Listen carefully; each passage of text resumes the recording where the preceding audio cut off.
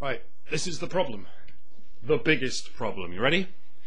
Picture for me, if you will, all of the world's vertebrate land mass. Not just all the individuals, or the meat, the matter that makes them up. Every last ostrich shank, every last mouse testicle, every last Komodo dragon cloaca, everything on land with a spine, mashed up together in a big pie, right? 10,000 years ago, all of the world's humans, plus their livestock, plus their pets, made up 0.1% of that pie, right? Which is still a pretty big amount of the whole thing, you know, of everything on. But do you know what that number is today? 98% of everything, of all that meat, lives and dies at the whim of a single species. And it's all cows and chickens and shit. It's not what it's supposed to be. And it's 1,000 times bigger than it's supposed to be. It's using up 1,000 times more resources than it would in a balanced ecosystem. It's not all the meat out there. Obviously, the insects, the whole creepy crawly pie would be fucking scary. It'd be like a 30-mile high disc of Marmite the size of Uzbekistan or something. I've no idea. I'm making this bit up entirely because you have no idea how big Uzbekistan is. But the point is, it would be a really big pie of insects, and the amount of those insects that gives the first shit whether humans live or die could fit in the back of a Ford Focus. So the land vertebrates aren't everything, but it's still a ruddy big chunk of the life that there is. And when you think of things in terms of sort of ancient elemental physics, as arcane as it is, you can think of life as the fourth element, the fourth layer of stuff on the surface of the planet. There's earth, water, air, and life. Fire, you can think of life as a container for fire if you like, fine, but fire is clearly not an element, it's an event.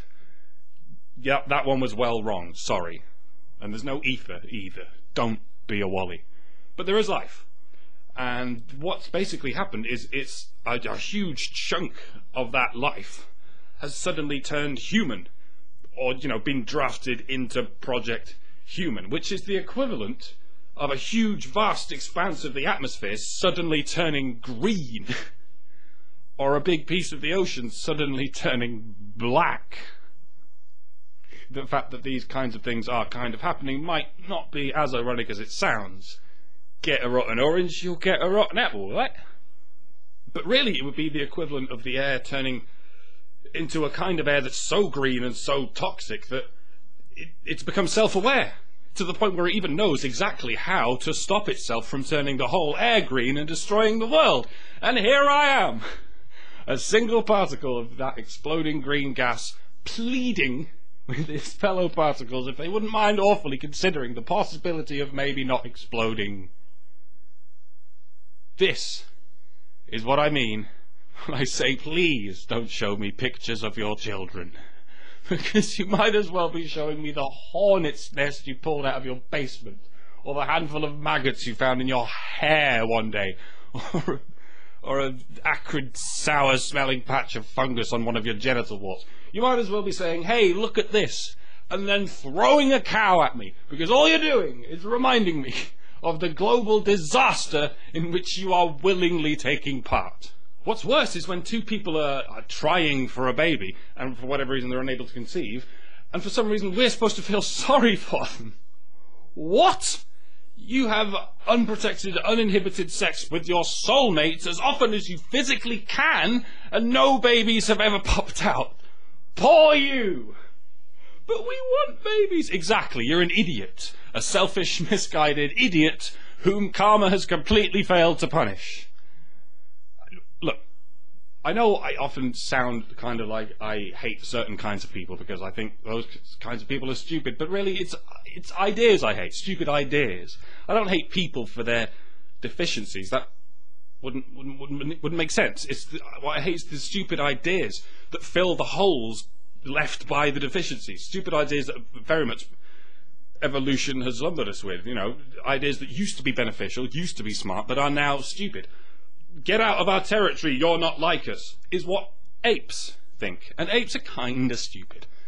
I will kill you and eat you because I don't give a shit, is what lizards think. And lizards are really stupid. Shall we skip a few 100 million generations? Shall we? I feel an instinctive need to reproduce. is what a virus thinks. And you want to know how stupid a virus is? A virus contains less information than my CV. So please, people, for the love of all that is sacred, stop acting like half a page of lies and nonsense. Reproduction, self-replication, when you think about it, is the first thing any life form, or proto-life form, ever did. It's the earliest process that could ever be called an idea, the simplest action that could ever be called a choice, by the smallest building block that would ever become a mind. Reproduction is literally, and I mean literally, the stupidest thing anyone has ever done or can ever do. And I think it might possibly be about time we stop telling ourselves that it's a sensible pursuit. We stamped out racist tribalism because we're better than apes. We phased out murderous cannibalism because we're better than lizards. When are we going to start getting better than a virus?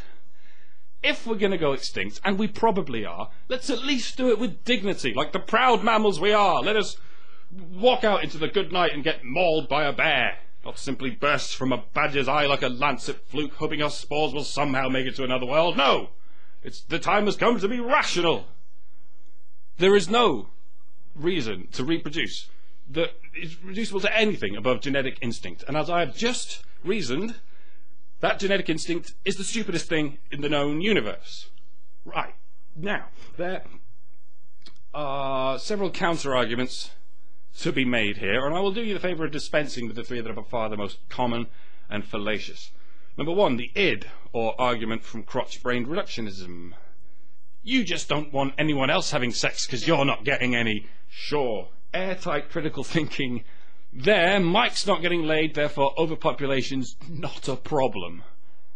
I will make this as clear as I possibly can. Sex equals good, babies equals bad. You can fuck in front of me if you like. You could have a threesome on my glass coffee table while I'm trying to watch the snooker. I don't give a shit. I welcome it. Just make sure nothing living crawls out of you. No babies, no abused rodents, none of that. If it's dead, fair enough, I'm hungry, but nothing alive. Number two, the ego, or argument from personal psychopathy. If you really believe this, why aren't you out there killing people? Why don't you kill yourself? That's the one you're thinking of, isn't it? The knockdown, drag-out argument you think you've got. It's crazy to me, the way people say this, like it's an argument against environmentalism.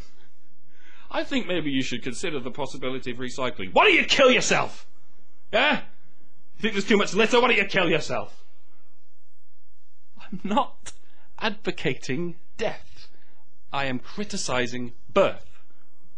They both cause suffering, and suffering is the bottom line. Overpopulation wouldn't be a problem were it not for the suffering that it clearly causes. Trying to solve the problem by causing suffering is rather missing the point, now isn't it dear? I will make this as clear as I possibly can.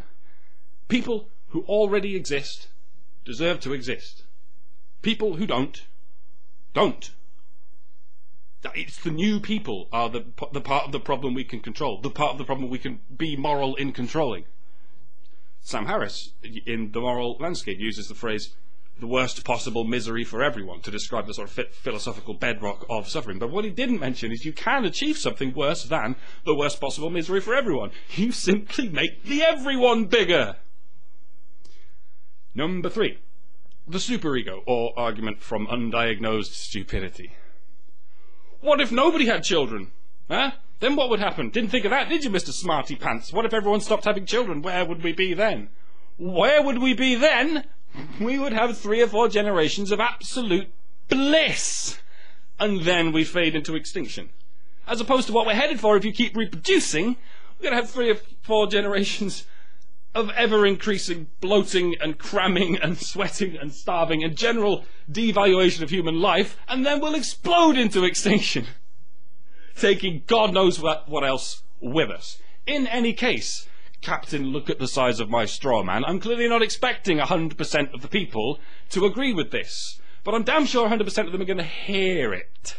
I very much doubt I'm going to get through to anyone, but I'm still going to say it because you need to know it. Because if you can have all the facts, and they are out there, about climatology, about evolutionary psychology, about exponential functions, if you can hold all the salient information and still quite lucidly decide to have children, then at least I know what I'm dealing with.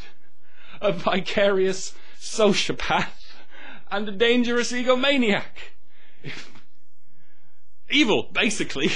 If you know you're destroying the universe and you still choose to, you're straight up evil. Bruv. I ain't kidding with you. I'm joking, of course. But then again, I'm not. I mean, if evil means anything, it means a self-aware virus. An entity that would rather rule a destroyed world than witness a healthy one. Tell me something eviler than that. See, that's all I hear whenever I see your baby pictures. I just hear Michael Caine's distant, haunting voice cautioning me that some men just want to watch the world burn. If you could reason with your virus, you would.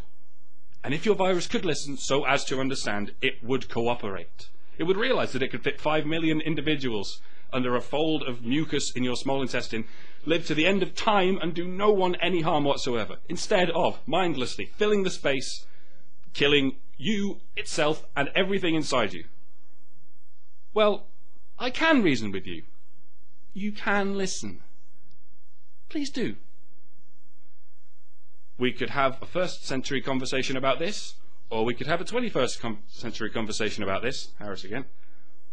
But can we at least all agree not to have a conversation that's billions of years old?